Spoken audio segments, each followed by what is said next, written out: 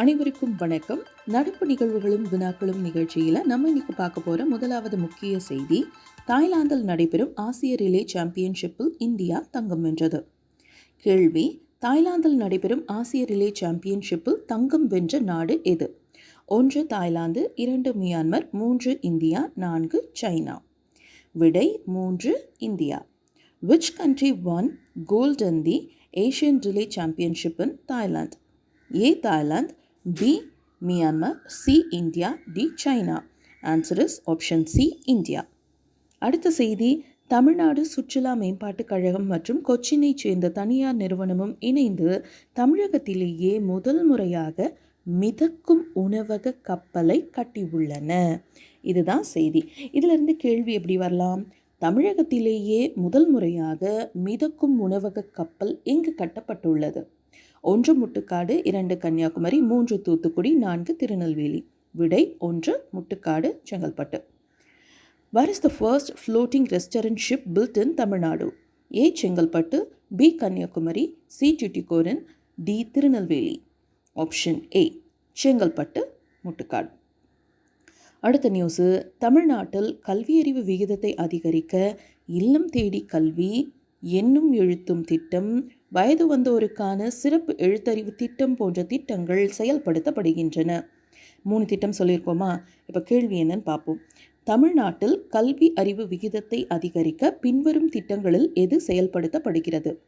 1 இல்லம் தேடி கல்வி, 2 எண்ணும் எழுத்தும் திட்டம், 3 வயது வந்தோருக்கான சிறப்பு எழுத்தறிவு திட்டம், 4 இவை அனைத்தும்.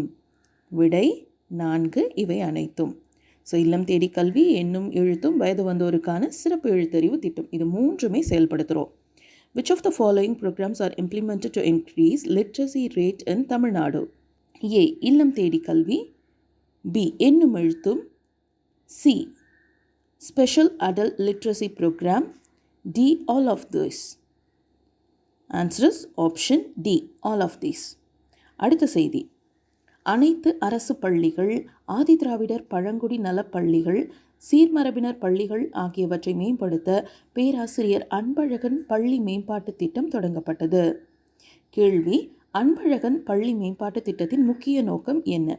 1 மாணவர்களுக்கு இலவச பாட புத்தகங்கள் வழங்குதல், 2 அரசு பள்ளிகளை சீரமைத்து புதிய வகுப்பறைகள் நிறுவுதல், 3 பள்ளிகளில் விளையாட்டு நிகழ்வுகளை ஏற்பாடு செய்தல், 4 மாணவர்களுக்கான பள்ளி கட்டணத்தை உயர்த்த.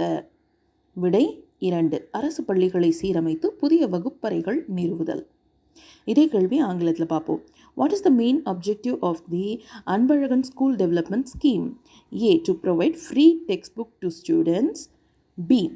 To renovate government schools and construct new classrooms, C. To organize sports events in schools, D. To increase school fees for students. Answer option B. To renovate government schools and construct new classrooms. 5வது மற்றும் இறுதி முக்கிய செய்தி: 1991ஆம் ஆண்டு மே 21 அன்று இந்தியாவின் 7வது பிரதமரான ராஜீவ்காந்தி படுகொலை செய்யப்பட்ட பின்பு தேசிய தீவிரவாத எதிர்ப்பு தினம் அதிகாரப்பூர்வமாக அறிவிக்கப்பட்டது. இதிலிருந்து கேள்வி எப்படி வரலாம்?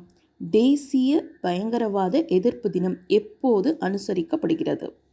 1 மே 21, 2 மே 22, 3 மே 20, 4 மே 19. விடை 1 மே 21. When is National Anti-Terrorism Day observed? A. May 21st, B. May 22nd, C. May 20, D. May 19. Answer is option A. May 21. இந்த தகவலோட இன்றைய நடப்பு நிகழ்வுகளும் வினாக்களும் நிகழ்ச்சி நிறைவு பெறுது.